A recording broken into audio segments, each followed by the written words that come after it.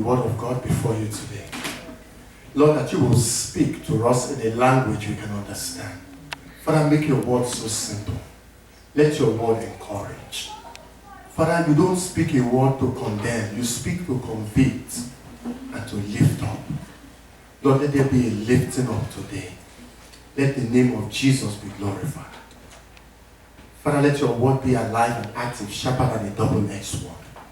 We thank you, Abba Father, that your word will not return to you void and will accomplish that for which you sent it. In Jesus' name. Amen. Amen. Amen. Today we are going to talk about waiting on God in difficult moments. Waiting on God in difficult moments. You see, the children of Israel, they were blessed. They were blessed, and God told Abraham, he said, for a short thing, I will make your descendants as numerous as the stars in the sky. That is a blessing. But know one thing for certain, your descendants will be slaves in a foreign land for 100 years. So this was a blessing that came with a trial. It came with a trial. And God will try you because he wants to refine you. That's why Job says, and when I'm tried, I will come forth like pure gold. So here, Israel finds herself enslaved in Egypt. And the more Israel cries out to God, it seems, the more their case is getting worse. And there are many Christians today, the more we are praying, it seems as if the more the case is getting worse. And some Christians are saying, what use is it to pray? I pray and pray and pray, I don't see the manifestation, it's like it's getting worse. And this was the scenario the children of Israel faced in Egypt. And they began to cry out to God. And God is a God of time and seasons. And he knew that at the appointed time, he would raise up a savior, a deliverer for his children. Amen. There is always an appointed time for deliverance. And because when God wants to do deliverance, he will raise up a deliverer. And anytime God wants to raise up a deliverer, the enemy, the devil knows. And so the devil will do everything in his power to make sure the deliverer does not come on his side. The devil will do everything to kill the deliverer. But God will never allow the deliverer to die until the work of deliverance is complete. And that's why you see with Moses, when Moses was to be born, Pharaoh passed an edict. He passed a law. He said, as the children of Israel, the Hebrew boys are being born, just slaughter them. If it's a boy, slaughter him. And this was Satan walking through Pharaoh. He was walking through Pharaoh because he wanted to do everything to stop the deliverance of God's people from bondage. He wanted to keep them enslaved in Israel forever. And you see that again with Jesus Christ. It's time for the Savior of the world to come into the world. And the enemy says all boys under the age of 2 must die. This time he's not walking through Pharaoh, he's walking through King Herod. And you see that in our society today. The enemy walks through kings, he walks through people that have power. So you see in our society today, people with power, they say, you know what? It's okay to have an abortion.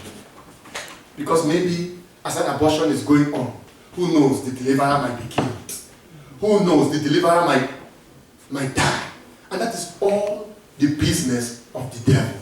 But back to the point. So here is Israel in Egypt. And they are in bondage. And Pharaoh is making it worse. Making it worse all the time for them. So God says, you know what? It's time for me to raise up a deliverer for them. I'm going to bring Moses into the world. And Moses comes, and instead of him being killed, the people that were to kill him were the people that saved him. Amen. The people that the enemy employed to kill him were the people God used to save Moses. So even God can use your enemy to bless you.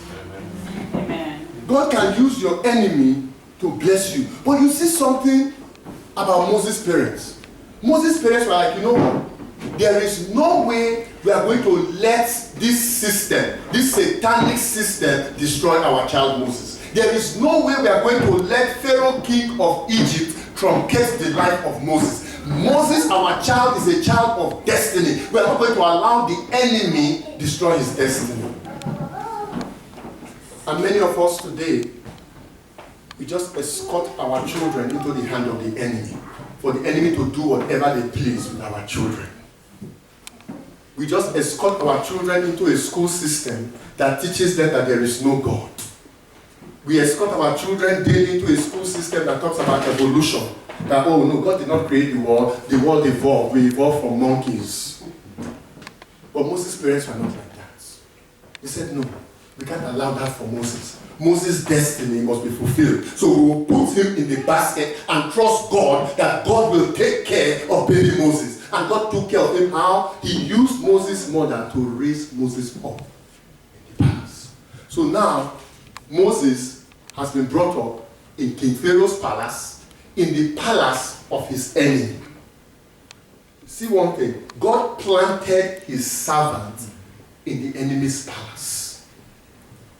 And the enemy also knows how to plant his own servants in God's palace.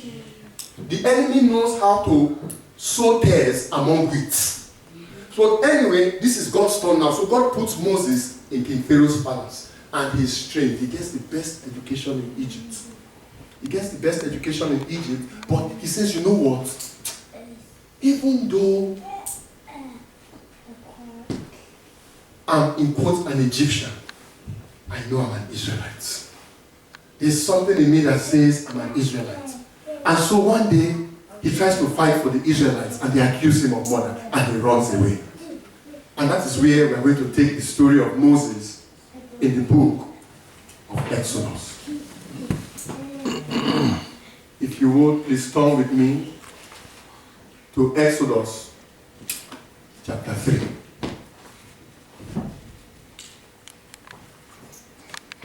Exodus chapter 3. God is about to call Moses. I read from verse 1. Now Moses was tending the flock of Jethro, his father-in-law, the priest of Midian. And he led the flock to the far side of the desert and came to Horeb, the mountain of God. So you see, Moses seems to be doing something that is not important. He's just looking after sheep, just like what David was doing. And in those days, people don't really regard you when you look after sheep. So here is him, he's just looking after sheep. Little does he know that in his doing that ordinary thing, God is about to meet him.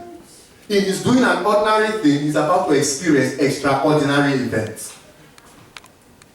There the angel of the Lord appeared to him in flames of fire from within a bush. Moses saw that through the bush, that though the bush was on fire, it did not burn up. So Moses thought, I will go over and see this strange sight, why the bush does not burn up.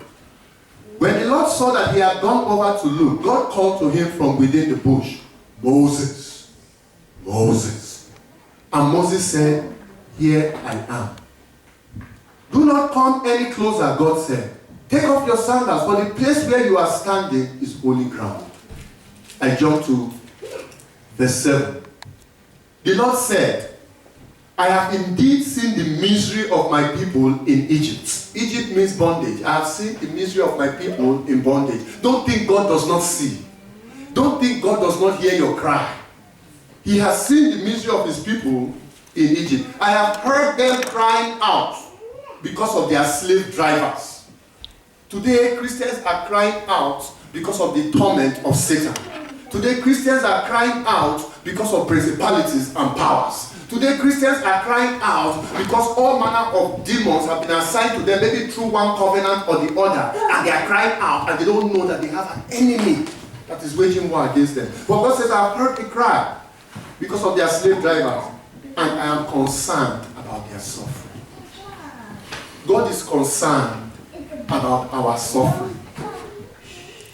So I have come down to rescue them from the hand of the Egyptians and to bring them up out of that land into a good and spacious land, a land flowing with milk and honey. See what God is telling Moses. He said, I've heard the cry of the people, so I have come down to rescue them. He has come down. Moses is like, hallelujah. God, you've come down at long last. But little is Moses aware that he is the one that God is going to use to rescue them. Amen. Because God is going to do it through a man. God is not going to do it by himself. He's always looking for a man to stand in the gap. Amen. So now Moses is excited that yes, my people are going to be rescued. God said, yeah, I'm sending you to Pharaoh. You see, all of a sudden, he developed cold feet. You know, I'm stamina. I can't talk. God said, you are the one to go to Pharaoh and tell him, let my people go, that they may worship me. Amen. And it's the same thing today. The devil is holding the people of God today to hinder them from worshiping God in spirit and in truth. Because if the devil can hold you, instead of you focusing your worship on God, you're focusing on your deliverance. So long as you're focusing on your deliverance, you're not really worshiping God. You might be diligent about your deliverance, but that is not worship. That is not worship. All you're trying to do is come out of a snare like a gazelle. That is not worship. That is why God is telling Pharaoh, let my people go that they may worship me. And Satan doesn't want them to go because if he can keep them in captivity, that's why you see in Babylon, they say, how can we sing the Lord's song in a strange land? Because this is the strategy of Satan. And what God is saying is, no matter the affliction you are experiencing, you must learn how to step out of that affliction and say, God, I worship you. I bless your name. In spite of the difficulty I'm going through, when you slay me, yet will I praise you. That is what Job did. The Bible tells us that when the devil took everything from Job, Job fell down and worshipped God. Worship God. But as soon as the enemy strikes, as believers, instead of us worshiping God, we begin to run from one deliverance house to the other looking for deliverance. Deliverance will come. Deliverance will come. God will raise up a deliverer. But he seeks those that will worship him in spirit and in truth. So here is Moses. Moses has been sent to Pharaoh. Let us pick it up in verse 5. Moses has gone to Pharaoh. He has told Pharaoh, let the people go. Chapter 5. I read from verse 17. Now Moses is in the presence of Pharaoh. Pharaoh replies. 5 verse 17. Pharaoh said, lazy. That's what you are, lazy. The enemy wants you to keep working hard for no results. The enemy wants you to work and work and work and do profitless hard work with no results. And as you're doing that, he will be accusing you. You will see, he will send a man to you and say, you know what? You're not working smart, you're lazy. You don't have anything because you're lazy. And the person is doing all that he knows how. The enemy is shutting the door, closing every door. That is why you keep saying, let us go and sacrifice to the Lord. Now, get to work. You will not be given any straw, yet you must produce your full quota of bricks. So, this is what is happening. Moses sensed that the more obedient he was, the more the oppression grew. And he goes back to God. He says, God, ever since you told me to go to this man Pharaoh, our condition has become worse. God, it hasn't become better. God, you appeared to me when I was tending sheep for my father-in-law.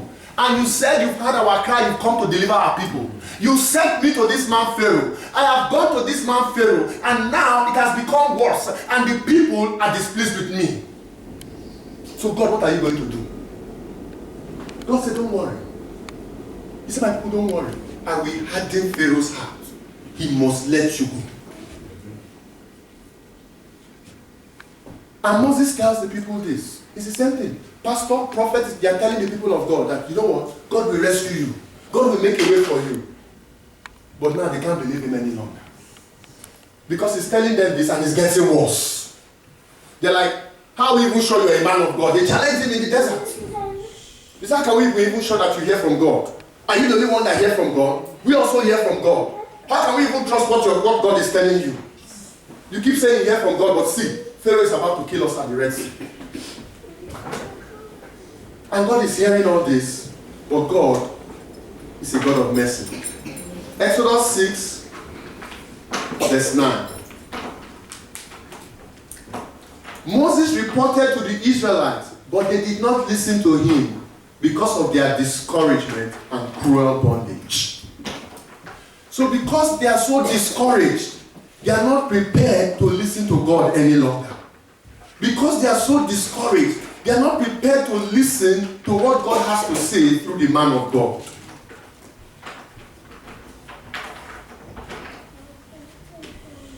And God sends plague after plague after plague. Whenever God will send a plague, the enemy will say, you know what? Pharaoh will say, okay, I will let you go this time. When the plague is over, Pharaoh will not let them go. Why? Because God has hardened his heart. And you see, sometimes in deliverance, let's catch this. Sometimes in deliverance, we are saying, power of the Holy Ghost. The fire of the Holy Ghost upon this demon. And the demon is being tormented. And the demon is now negotiating and saying, you know what, okay, I'm going to go. We say, go in Jesus' name. The fire of the Holy Ghost is upon you. And the demon will endure that fire. Endure that. It's like a plague. It's like a plague. And when he gets a respite, he holds the victim back again. He's still there. And this is what is happening. Plague after plague after plague. Pharaoh refuses to let them go. We've tormented demons here and we've seen them refuse to let their captive go. But God said, don't worry. Don't worry. They did not overcome him by the power of the Holy Ghost. They did not overcome him by the fire of the Holy Ghost.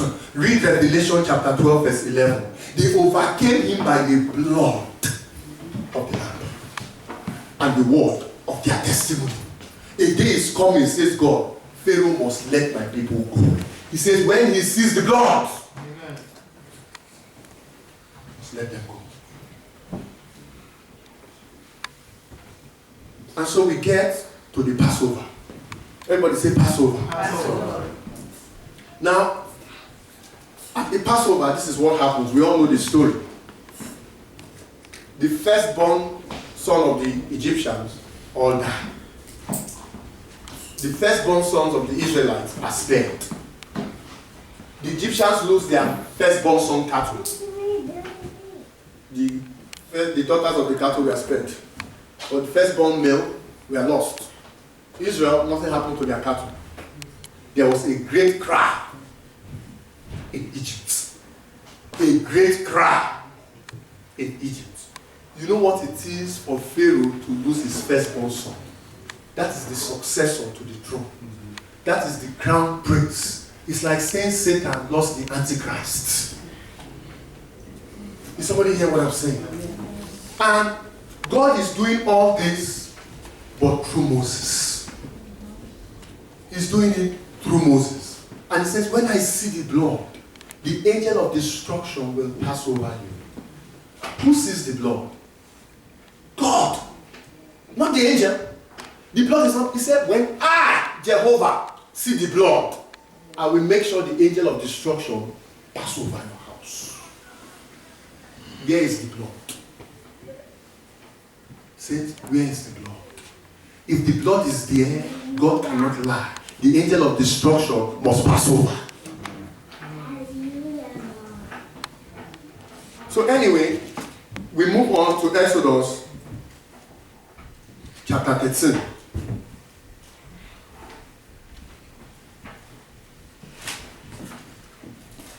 I read verse 17. We are going somewhere, we are going to wrap this up. Be patient with me. When Pharaoh let the people go, eventually he let the people go. God did not lead them on the road through the Philistine country, though that was shorter. Somebody listening? He did not lead them on the road through the Philistine country, though that was shorter. For God said, if they face war, they might change their minds and return to Egypt. So what did God do? He took them through a longer route to get to their promise. Amen. God did not take them through shortcuts. In the mind of man will be like, you know what? Let's take a shortcut and get there fast. But God is like, I can't do that. Because if these people face war, they've been slaves for 400 years. Nobody teaches a slave how to fight a war. Nobody gives a slave war equipment. These people are not trained. They don't know how to fight wars. So I will take them through the long route. And as God took them through the long route, this is to show that we are not different from them. As God takes them through the long route, they begin to complain more and more. And it's the same place we are today. We are believing God for something. We are believing God for a breakthrough. And God is saying, if I give this breakthrough right now, it might have a negative consequence on this person. Amen. So I'm going to stretch this person and take this person through difficulty and trial. Not because I don't love the person, because I want to develop the person, because I want to develop faith in the person. As the person goes through trials and testing, he becomes stronger and wiser. And that is how God built up Israel to be wise. That's how God built them up to become a people of faith. Are you going? Is there a Pharaoh that is not letting you go? You must plead the blood of Jesus. Is there a Pharaoh that is not letting you go? You must begin to take hold of the weapons of your warfare which are not carnal. The Bible says the weapons of our warfare are not carnal. They are not of this world. They are mighty through God to the pulling down of strongholds. And we cast down every vain imagination, everything that exalted itself against the knowledge of God. And we render every thought captive to the obedience of Christ. Because the enemy will come with a thought and say, you know what? It's going to remain the same. It's not going to change. You've tried for 400 years. And in 400 years, you didn't get your freedom. You even added 30 extra years, 430 years. You've not got your freedom. What makes you think it's today that you will get your freedom? So the enemy comes with this contrary thought. And you have to render it captive to the obedience of God and say, no. That's not what Jesus said. The word of God says, I'm fearfully and wonderfully made. The word of God says, even the spirits are subject to me. The word of God says that he has given me authority to tread on snakes and scorpions and over all the power of the enemy. I'm going to exercise that authority against you, Satan, in the name of Jesus. And as we begin to walk in that authority, we begin to see that these contrary circumstances, we begin to speak to our circumstances. It is enough is enough.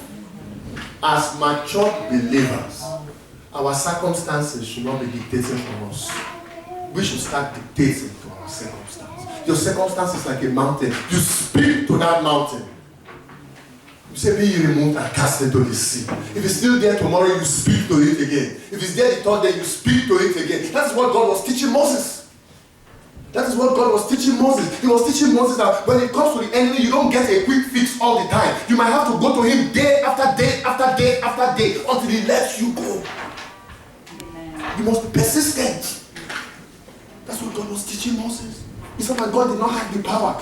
God still has the power today. It's the same yesterday, today, and forever. But he wants to teach us something. He wants us to learn something. And as he does that, he's taking away our pride. You see? Because until you enter into a storm, a trial, a difficult place, you never know who's on your side. You never know who is who. Everything is smooth, you don't know who is who. But when you are in the valley of affliction, you will know those who are for you and those who are not for you. You will know. And God is teaching his people these things. So now, they've come out of Egypt, but this is the problem. And it's the problem with many Christians. Coming out of Egypt represents salvation. But the problem with the Israelites is they came out of Egypt, but Egypt did not come out of them. Egypt was still in them. That is why they got to the desert and they were building idols. Where did they learn that? In Egypt. So now they are in the desert, they've come out of Egypt, but Egypt is still in them. So coming out of Egypt is salvation. Egypt coming out of you is sanctification. So now, God has to get his people sanctified. He has to remove Egypt from them. So he takes them through another process again. And he only leaves Joshua and Caleb. Those are the only two of faith. So now, this is what is happening to believers, to Christians. They've left Egypt, the kingdom of darkness, where Satan is. But they've not got to the land of promise. So they are in between Egypt and Canaan. And that is where the battle really is. There's still another battle in Canaan. But in between Egypt and Canaan, the enemy will do everything. You say, yes, you've left Egypt, but I won't allow you enter Canaan. And to get into Canaan, you must fight. And that is why God said, you know what, Moses, I retired you. I need a general for this battle. Moses, you are a diplomat. You negotiated with Pharaoh. You did all that talking with Pharaoh. Very good. But for what is ahead and what is at stake in the land of milk and honey, I need a general for this. I don't need somebody that will just make fine speeches. I need a general. I need somebody that will put on the whole armor of God and begin to fight the Amalekites, the Jebusites, the Hittites, and all manner of people. And those are the kind of Christians God is looking for today. God has not changed. The God of the Old Testament is the same God of the New Testament. He has not changed. He's looking for fighters. And as the children of Israel fought their enemies, God fought on their behalf. When the children of Israel stayed still, God stayed still.